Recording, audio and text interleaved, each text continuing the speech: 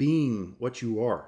Fundamentally, you're an innovator. You're a creative force in the universe. Trying to do both is hard, but that's where the magic happens. When you can walk that line, like that's when the special shit happens. Anyways, all right.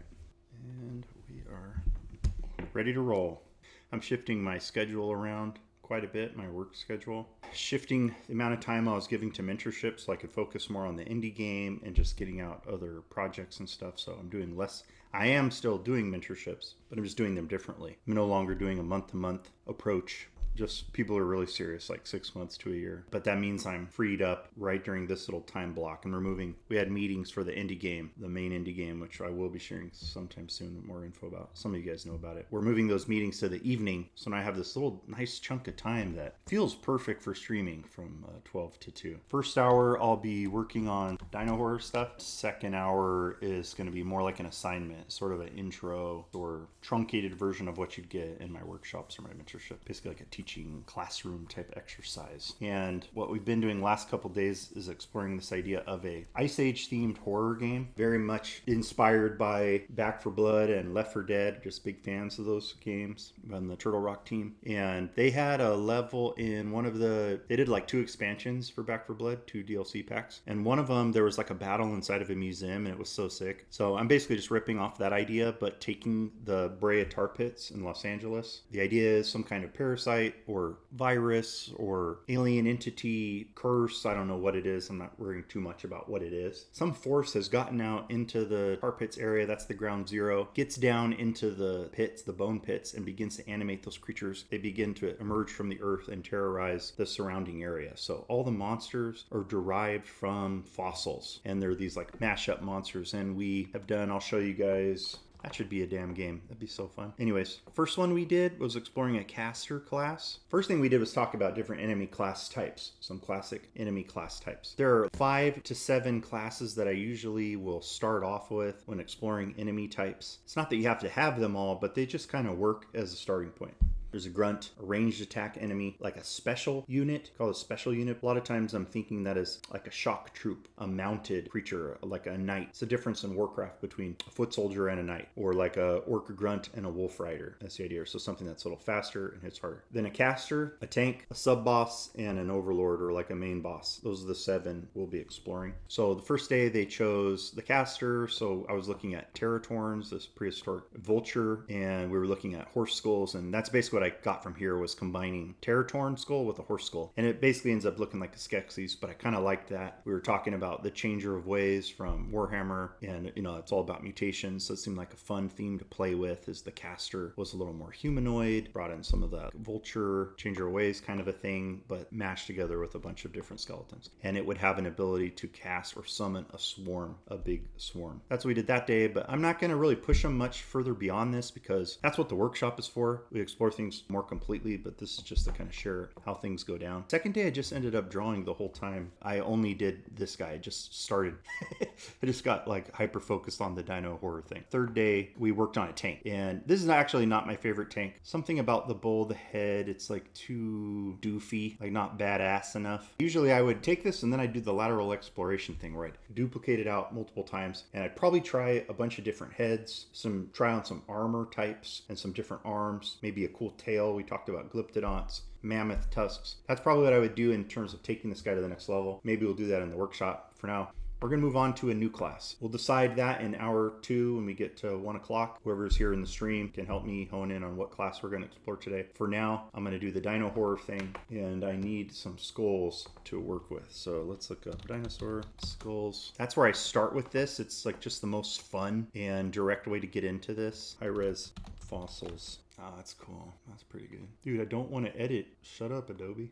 I don't want that. Adobe's always trying to foist their crazy AI stuff on us. We don't want it. It's a pachycephalo-man, one of the boneheaded guys. Man, that is a great skull. I think I already have an image like that. But I'm looking for something different than a tyrannosaurid today. Oh, look at all this. That's what we're doing. Look at all this high-res glory. Oh, shit. Beautiful. And I'm seeing things already. Like, let's just get going. I'm going to bring this into Photoshop. This is a Walking Puffer says, honestly, Google has sucked for references for me as of late. Too much AI stuff. Someone mentioned this yesterday, same idea. And I feel like the answer is to just take more control over the gathering of reference. Like, there was a time when artists, these illustrators, golden age illustrators, they couldn't just go like on Google and find these images. They had to go collect these artifacts, get models to come in the costumes that were going to be featured in the illustrations. Like, they had to gather all of that themselves. You can still do that now. It's more work, but you can be more assured of having really good reference. In the workshop, we're doing that exact thing. I'm just kind of showcasing that. Like, I went to the tar pits, Giant Sloth for Life. But yeah, I took just a whole bunch of photos. Like, this is the way to do it. You go take the photos yourself. I know that's not practical in all cases, but I mean,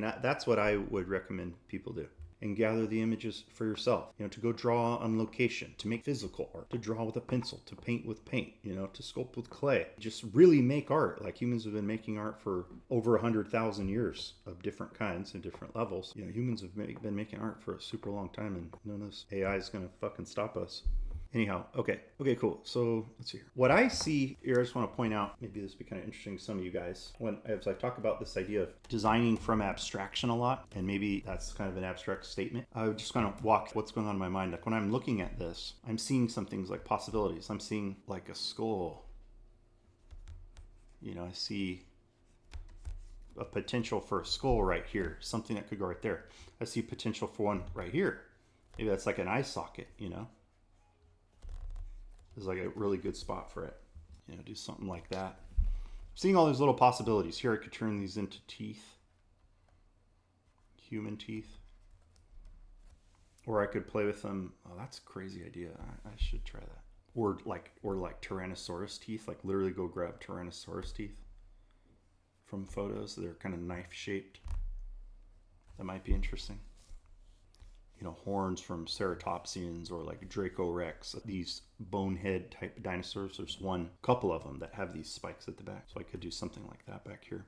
I like this ridge. That's really cool. I could play with for either bring in like fur or like dangling bits. I'm just walking you guys through like what I'm seeing. I'm seeing a good spot for like compression of tissue right here for later.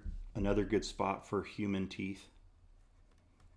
Because this is horror, I'm looking for places. I like that there's like open spaces, like when people lose teeth. That's kind of cool in here. We have this flat plan. I could turn this into like a little more of a hook, maybe a little more aggressive. And then usually I'll make some soft tissue in here, just so it's not so empty. And then have a socket, and then have my creepy eyes. So that's probably what I'm going to do here. So again, not overthinking. I like some of that layering happening right there. Joey has a good point there. Trips to the museum are a good tax write-off. That is true. Counts as research. Oh, this elephant man skull might be good for the back of the... I like this. Something about... It sounds grotesque to say. I guess it is grotesque to say. I've always been fascinated by this guy, Joseph Merrick. This guy got through life, pushed through life, in spite of this massive, you know, what equates to a handicap. Oh, this is interesting. Like a skull, because he's been like smashing his head up in the dome area. Let's just see what happened. It kind of looks like it's been like collapsed a bit. And maybe that's kind of funny. Where like take this, shrink it down to the correct scale. Yeah, look at that. That's funny. So I'm seeing these opportunities when I use that term designing for abstraction. That's what I'm pointing at. So I'm attempting to communicate. And look, that's nice because as it is up top, there's this sort of dark area left over from one of the other photos. And it makes it feel like it's hollow or cuts in. It makes it look flat. Or this photo brings in that rounder dome. So it's just helping, you know, communicate some volume, roundness up top. And it's funny. Again, if you're just showing up to the stream, I'm starting with some of the dino horror photo bashing, just a way for me to warm up. I get some practice in. And then the later part of the stream, beginning at 1, we will shift over into a design exercise where we're going to come up with an enemy class, like an enemy unit for a hypothetical third-person shooter game called Nightmare at the Museum. Kind of a joke, like Night at the Museum. This process here is just so good. It's so like it fits some subject matter so well, but not all. It's really good for things like monsters and zombies. I've worked on some tonally different things in my career so far. One being, it's crazy that I got to do some stuff on League of Legends. Not a ton, but some. I did get to work on some stuff. And that was a really cool opportunity when I think about it. It was good for my career. Met a lot of cool people, a lot of good artists, way better artists than me, right? But man, so different tonally from stuff like I had been doing on Evolve. And that's kind of interesting, a little bit of like a dewlap thing.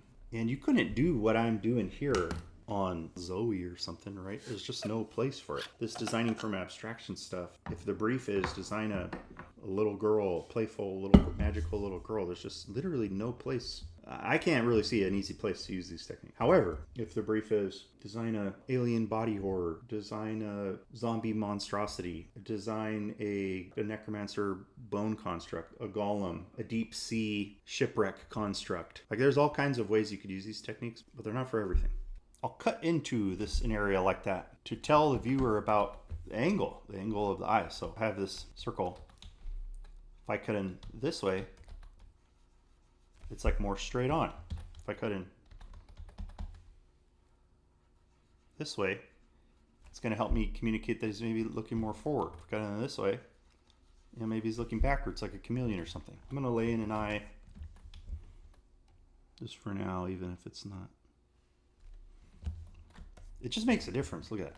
Hey, what's up, Christian? Christian Carmona. Hola. Or holla. Every once in a while we'll read that like a very white person. Good to have you here, dude. Yeah, it's the same thing, Joey, that gritty horror niche. You're really good with that stuff. It's fun. It's fun. It's almost it's interesting. It's like almost counterintuitive that it's creepy stuff, but it's like a source of happiness for me. It makes me happy. I don't feel creeped out or bad. It doesn't make me feel bad. It makes me feel happy doing this. This is pretty funny if you think about it, like doing crazy. I'm not imagining the reality of, like, if I really saw this, that would be pretty scary. I'm never really thinking of it like that. I'm more thinking of the process of blending all these elements, getting to look at bones of animals, and like that's where my head's at. I'm not thinking like, oh, it'd be so cool if there were mutant dinosaur zombies out in the world running amok, hurting innocent people. Like, that's not where my head's at here. It's just, this is sick. I like it. I like making it. There's some photos I just end up using again and again and again. Again, thank you, Eduardo. Hope you feel like you learned some stuff, you get something from this. Thanks for tuning in. Gosh, my dog is ripping, dude. He's just, oh gosh. Don't be pooping in here, Gizmo. His butt is pointed directly at me, and he's letting loose the most gnarly farts. Yikes. I'll use these holes, these spots to rage bait internet dinosaur people, really. Because they'll be like, that eye is in the wrong place, you idiot. And I say, thank you for the engagement, homeboy. I appreciate it. Thank you for tuning in. There we go. That's looking kind of cool. Sorry. That one up top. I don't know if that's like stupid or cool and comical. What do you guys think? Both? Do you ever move from this to a more polished? Not really, to be honest. I don't. You know, what I'm looking at, what I'm influenced by a lot is this guy. Ollie Moss. Always liked, and I went to an art school that had a very good graphic design program. Cal State Long Beach. That was one of their better programs. And I was kind of bombarded by this kind of stuff. Dated a girl who was a graphic designer. We were always geeking out on this kind of stuff. I was looking at band posters, album covers. I like this stuff. I think this is cool. From my perspective, the answer is kind of easy. Like, you either just go sculpt this yourself if you're a 3D guy, concept sculptor. There's enough information here to go sculpt. You don't need to render it anymore. Or you go photo bash in full color over the top of this, which you can do, I think, pretty easily because you literally have every single photo asset that you use to do this. You have them all already. But what you would do is use this like an underdrawing, like an underpainting, a guide, to then go photo bash on top of it. But that's not what I want to do. I think this looks cool. This is the end to me. It looks like a crazy old album cover or a poster or a t-shirt. I like old vintage t-shirts with cracked, jacked up prints on them and stuff. This, to me, is awesome. I get the point. Like, I've interacted with tons of students over the years, and, you know, that tends to be this reoccurring question is like, how do you make this look like other concept art? And my answer is, you don't. Don't go make it look like the other concept art. That's why it's cool, because it doesn't look like all the other concept art. Don't do that. Make something that doesn't look like other concept art, please. That'd be a lot more interesting to look at. And then it wouldn't be so easy for AI to rip us all off if we're making stuff that doesn't all look like each other. That's my rant. So I wasn't trying to single you out, Lucas, being a dick. It just gives me a good opportunity to rant. Sometimes I get grumpy about this stuff. Because it's like, I'm honestly like, I love this and I'm excited about it. Like, to me, it's like really cool. And then people are like, but how could you make it look like everything else? Don't you want to make it look like everything else? I'm like, no, I don't want to. I really think this is cool. Can I please just do this? Is it allowed? Can I just be allowed to do this? And I understand that there's like norms and industry standards, and all. I'm very familiar with that stuff. I think it's okay. Part of being an artist was walking this line between creating things that have utility, they help people, especially as an entertainment artist, create things that are genuinely useful and help people solve problems. They're valuable, so valuable that people will give you money to do it. We all want to do that, right? Or a lot of us want to do that, to make a living, have a life. And there's also this part of you, the artist, the part that it's your job, it's your prerogative on earth, being born with this blessing of being highly creative, to go forth and create things that have never been created, that you believe in and that excite you. You know, to cover new ground, like new frontiers of art, of visuals and creativity. That's your fucking job and responsibility. Being born with like a part of your DNA that's different than a lot of the population. Is to not go and bow and do exactly the thing that ArtStation wants you to do or the algorithms want you to do. It's a fine line, walking between those two worlds, trying to have a job and being what you are. Fundamentally, you're an innovator. You're a creative force in the universe. Trying to do both is hard, but that's where the magic happens. When you can walk that line, like that's when the special shit happens. Anyways, all right.